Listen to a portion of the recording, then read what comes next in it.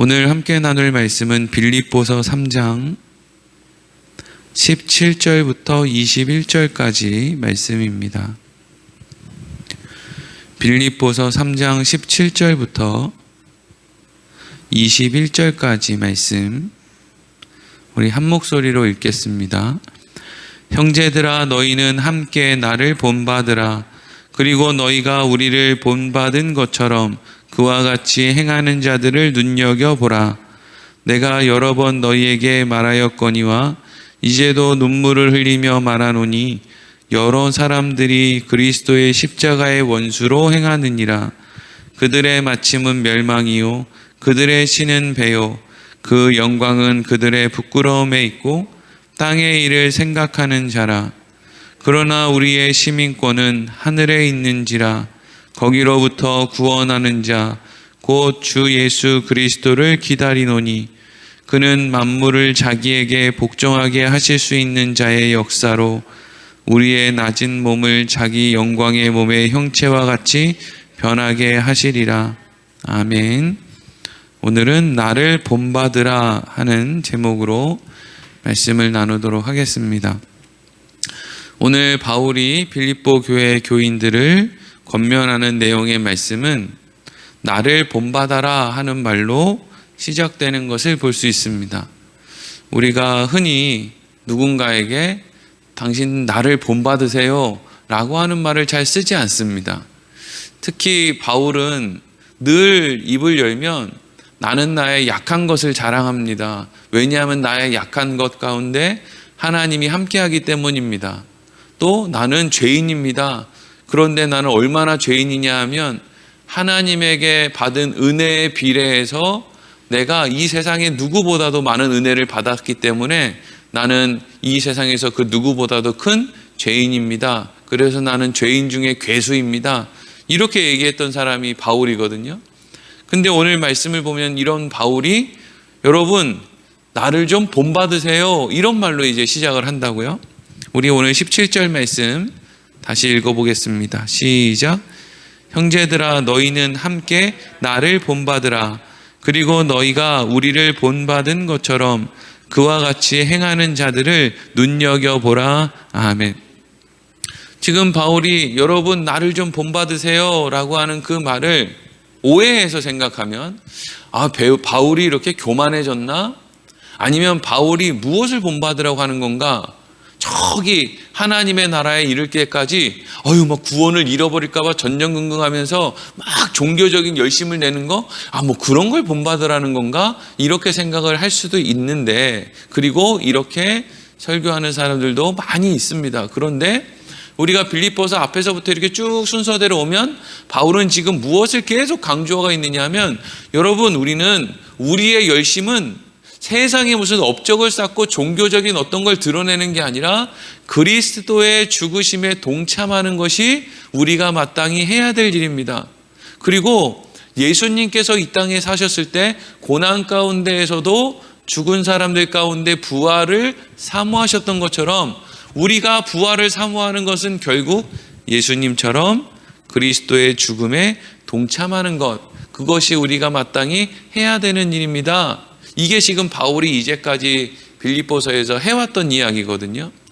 그러니까 지금 바울이 여러분 나를 본받으세요 라고 하는 말은 다른 말로 하면 여러분 내가 예수님을 믿고 예수님의 고난에 동참하는 것처럼 여러분들도 나를 본받아서 예수님의 고난에 동참하세요. 이 이야기를 하고 있는 것이죠. 자기의 어떤 행동을 본받으라는 게 아니라 내가 예수님을 믿고 의지하듯이, 그래서 예수님의 고난에 동참하듯이 여러분들도 그렇게 행하세요 라고 이야기하고 있는 거예요. 게다가 지금 빌립보 교회 교인 가운데 그래도 들을 귀가 있고 그래도 믿음이 있고 넉넉한 마음이 있는 사람들은 지금 바울을 위해서 어떤 이야기를 하고 있냐 하면 우리 바울 선생님이 옥에 갇혔으니까 바울 선생님이 하고 있는 일을 못할 거 아니야. 그러니까 우리가 바울 선생님을 위해서 우리가 이렇게 열심히 복음을 전하자라고 하는 선한 마음을 가진 사람들이 있었단 말이죠. 근데 그런 사람들에 대해서 바울이 지금 어떻게 권면하고 있는 거예요? 나를 위해서 복음을 열심히 전하는 거, 나를 위해서 내가 감옥에 있는 나를 돌봐주는 거, 이런 거 너무 고맙고 좋은데, 나를 위해서 나를 본받는 것은 다른 어떤 세상의 것을 드러내는 게 아니라 그리스도의 고난에 동참하는 것이다. 여러분, 그리스도의 고난에 동참한다라고 하는 말은 사실 너무 막연하게 느껴질 수도 있는데, 그리스도의 고난에 동참한다는 말의 핵심은 내가 원하는 때에 내가 원하는 결과가 맺어지기를 원하는 게 아니라 하나님의 때에 하나님이 원하는 결과가 맺어지기를 원합니다. 이 고백으로 살아가는 게 그리스도의 고난에 동참하며 사는 거예요.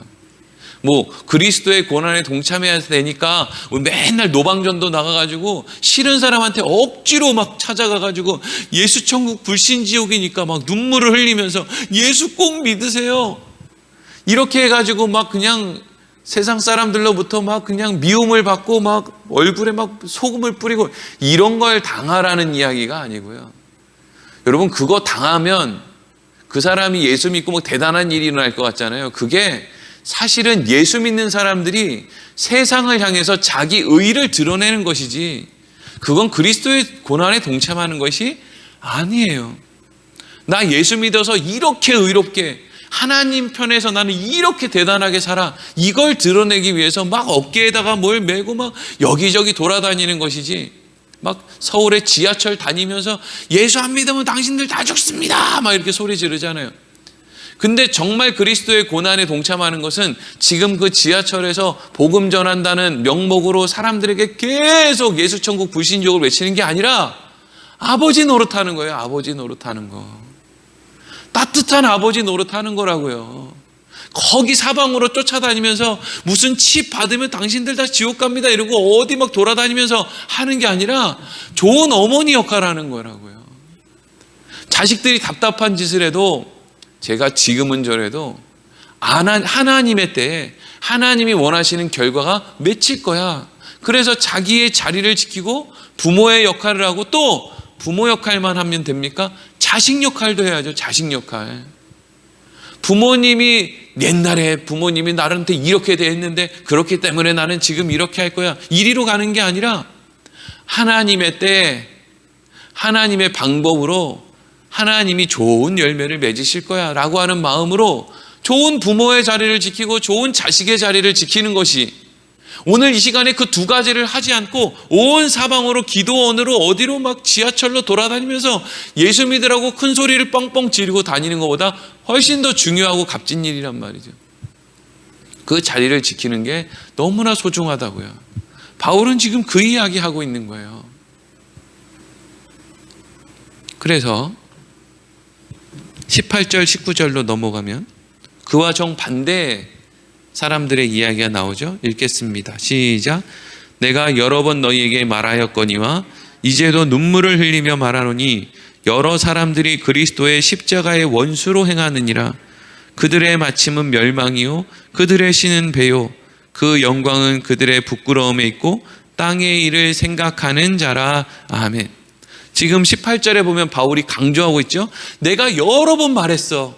그리고 또 뭐래요? 이제도 눈물을 흘리며 말해. 이제까지도 중요하기 때문에 여러 번에 걸쳐서 말했고, 지금도 너희들이 그런 마음을 갖게 되기를 정말 눈물을 흘리면서 권면하는 거야. 혹은 너희들이 지금 갖고 있는 잘못된 마음을 돌이킬 것을 위해서 내가 눈물을 흘리며 권면하는 거야. 이러면서 이야기를 시작하죠. 그러면서 무슨 이야기를 시작해요?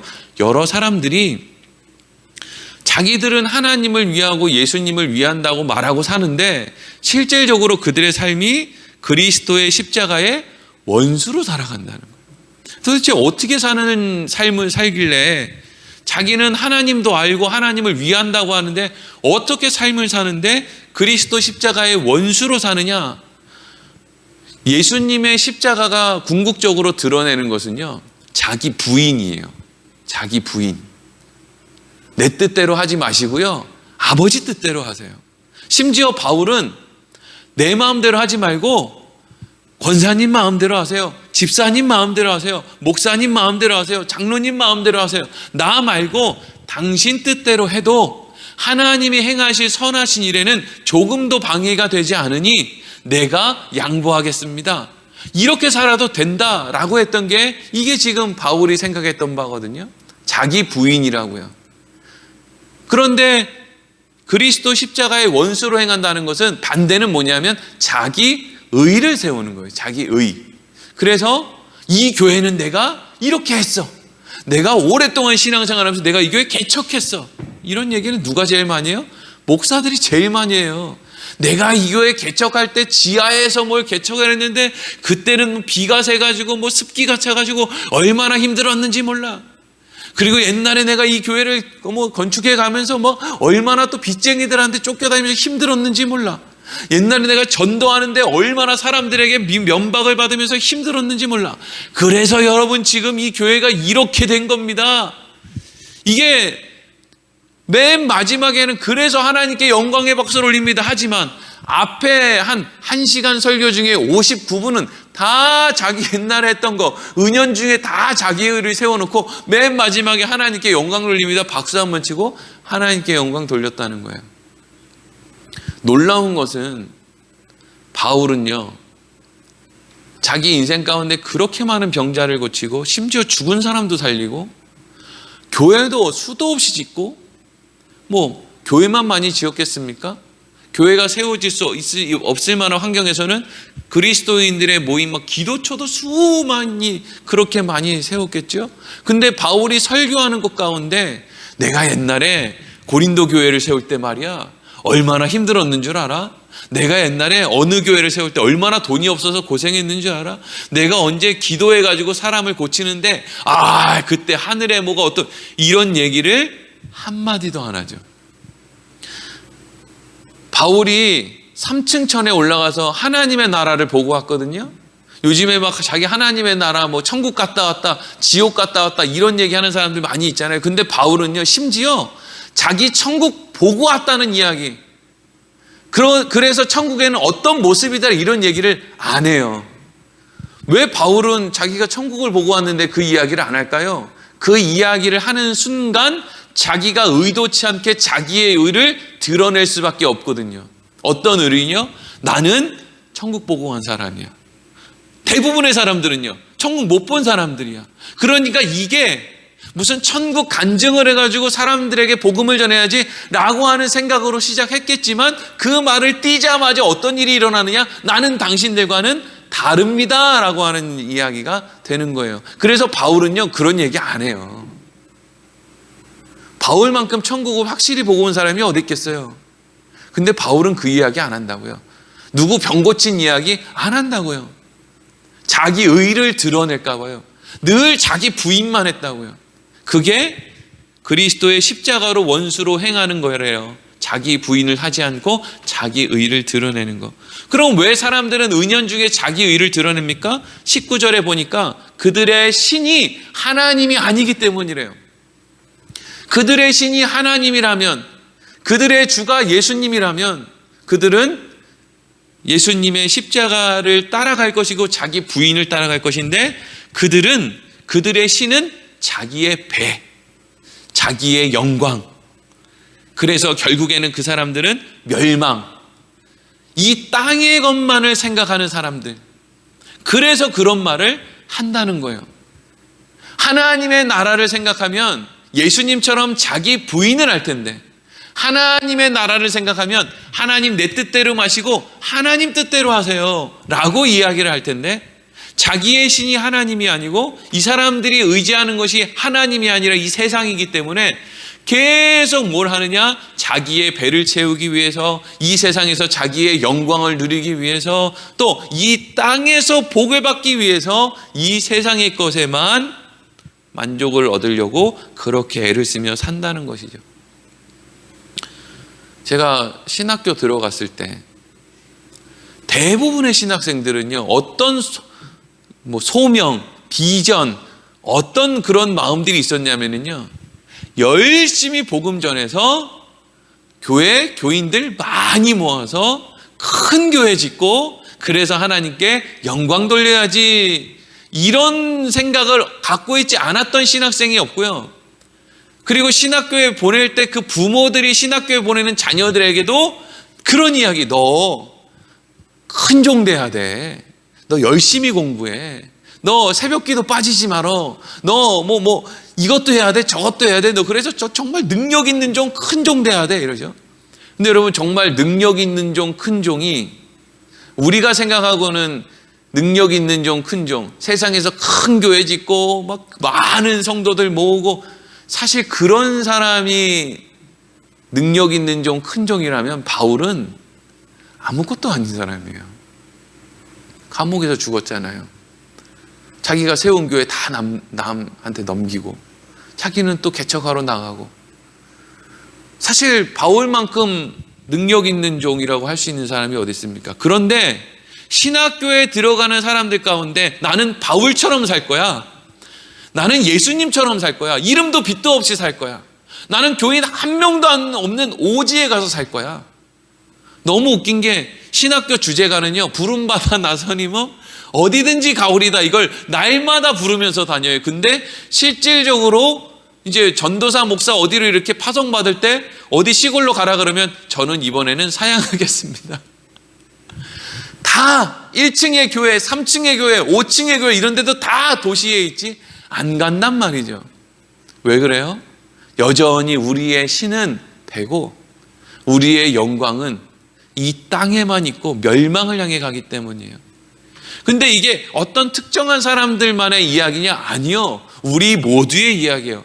하나님의 은혜가 필요한데 하나님의 은혜를 받지 못한, 성령님의 간섭하심이 없는 삶을 사는 모든 사람들은 다 이것을 추구하며 살아요. 알게 모르게. 그리고 적당하게 포장을 하죠. 이미 마음은 세상에 다 뺏겼는데 적당하게 포장을 해요. 그래도 목사님 제가 이거 해서 선교하려고요, 이거 해서 많은 사람들한테 나눠주려고요, 고아원 세우려고요, 양로원 세우려고요, 이러고 포장을 한다고요. 근데 제가 정말 그렇게 포장하는 사람들 중에 정말 선교하는데 목숨 걸고 정말 고아원 짓고 양로원 짓는 사람들 한 번도 못 봤어요.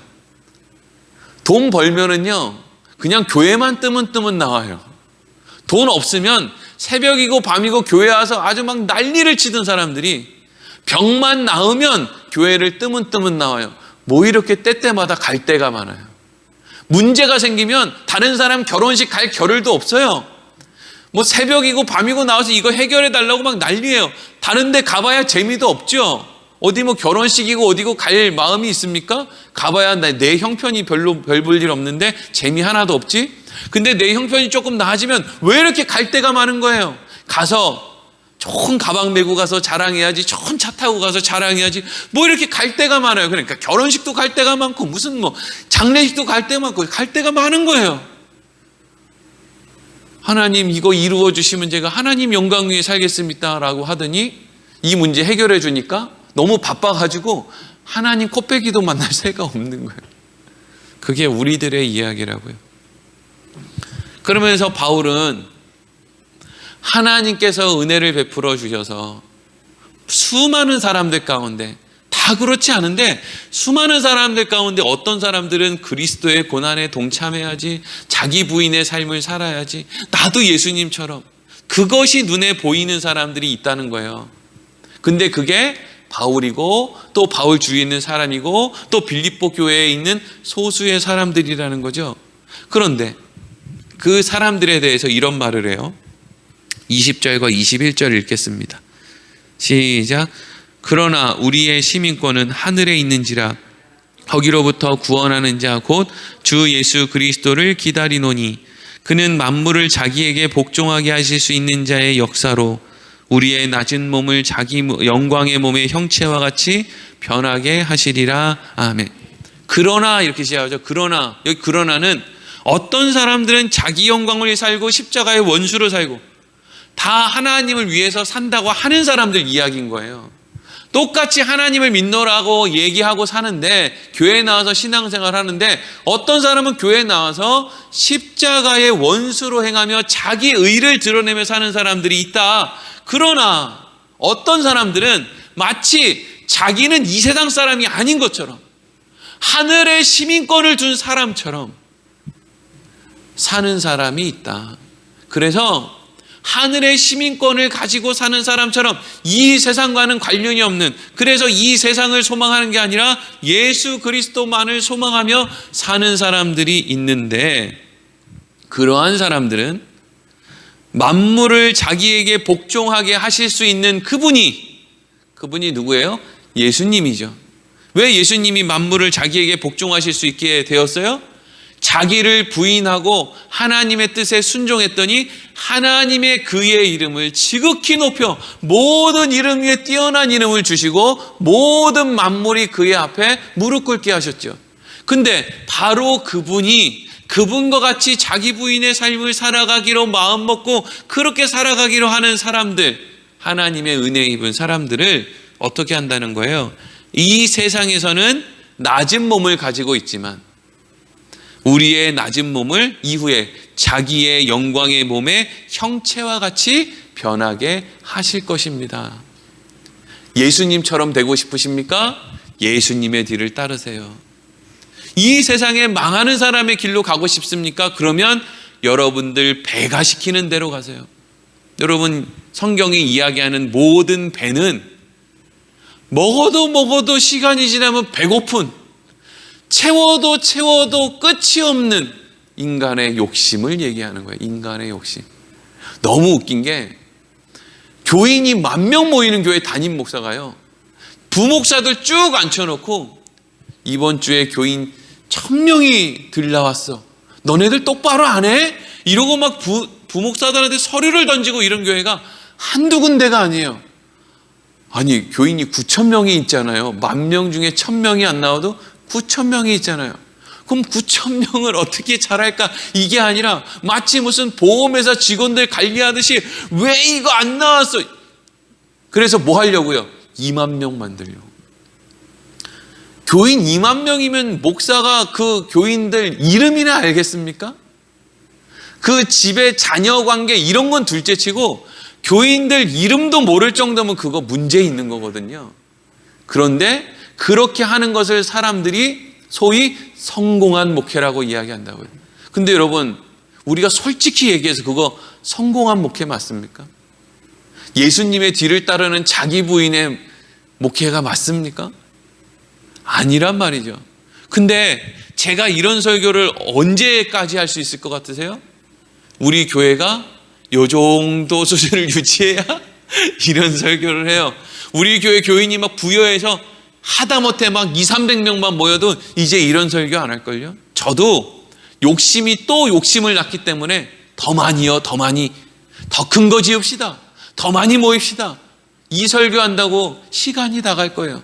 예수님 이야기, 자기 부인 이야기 이런 거 한마디도 못하고 선교를 가장한 자기 욕심을 채우는 메시지만 맨날 전해서 거기에 마치 세뇌되어 버린 교인들은 자기 가정을 돌봐야 되고 아버지 노릇, 자식 노릇을 최선을 다해서 하는 것이 하나님 영광을 위해 사는 건데, 그건 마다하고 맨날 교회 나오고 산느들며 돌아다니면서 목사가 선교해야 된다고 하니까 그거 채운다고 정말 중요한 일은 하지 않는, 그래서 또 그런 일을 함으로 내가 전도했으니까 하나님이 나 세상에서 복 주겠지? 다 그런 생각으로 자기 배를 신으로 삼고 사는 삶을 산다라는 것이죠. 여러분, 하루를 살아도 이 세상에서 큰 업적 남기지 못해도 이 땅 가운데 하루를 살 수 있으면 자기 부인으로 하나님 내 뜻 말고요, 하나님의 뜻으로 오늘도 살아가게 해 주시옵소서. 우리가 그렇게 고백하며 물론 또 까먹고 또 내 뜻대로 살고 하나님 앞에 안길지언정 우리의 생각이 남아있는 동안에는 그래, 내가 오늘 한번 그렇게 살아봐야 되겠다. 또 못 살고 내일 나오면 하나님, 저 왜 어제 못 살았을까요? 오늘 또 내가 나를 부인하고 한번 살아볼 수 있도록 용기 주시고 또 새롭게 기회를 허락해 주십시오. 이러고 하루하루 살아가는 것이 그리스도의 삶이라는 것이죠. 기도하겠습니다.